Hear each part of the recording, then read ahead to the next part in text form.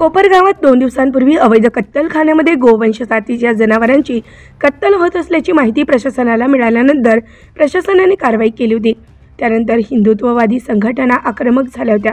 अवैध व्यवसायांवर तत्काळ कारवाई करा अशी एकमुखी मागणी करण्यात आली होती। या पार्श्वभूमीवर काल कोपरगाव नगर परिषद आणि पोलीस प्रशासनाला गोरक्षक दल आणि हिंदुत्ववादी संघटनांनी निवेदन देऊन 24 तासाच्या आत अवैध कत्तलखाने उद्ध्वस्त करण्याची मागणी केली होती।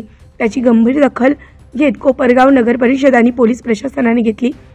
त्यानंतर आज गुरुवार दिनांक 20 जून रोजी कोपरगाव शहरातील आयशा कॉलनी परिसरातील अवैध कत्तलखान्यांवरती कडक मोठ्या पोलीस बंदोबस्तात नगरपालिकेने 2 JCB मशीन, 4 ट्रॅक्टर, मोठ्या प्रमाणावर कर्मचारी यांना बरोबर घेऊन या परिसरात असलेले पत्रा शेड आणि ज्या ठिकाणी गोमाता काटवानात ठेवण्यात येत होत्या त्या ठिकाणी असलेले वेड्या बाबळी पत्रा शेड काढण्यात आले। यावेळी अतिशीघ्र कृती दलाचे जवान, पोलीस होमगार्ड यांचा मोठा पोलीस बंदोबस्त तैनात करण्यात आला होता।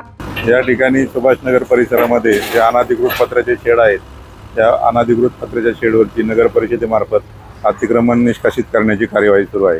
त्या ठिकाणी नगर परिषदेनं 20 कर्मचारी, 2 JCB, 2 ट्रॅक्टर आणि इतर सर्व अधिकारी या ठिकाणी स्पॉटवरती उपस्थित आहेत कारवाईसाठी। जागा मालकांना अतिक्रमण काढून घेण्याविषयी, अनाधिकृत जे बांधकाम आहे ते काढून घेण्याविषयी 24 तासाची नोटीस दिली होती।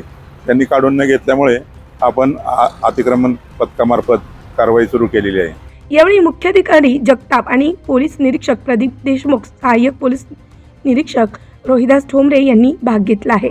उत्तर महाराष्ट्र न्यूज नेटवर्कसाठी किशोर पाटणी, शिर्डी।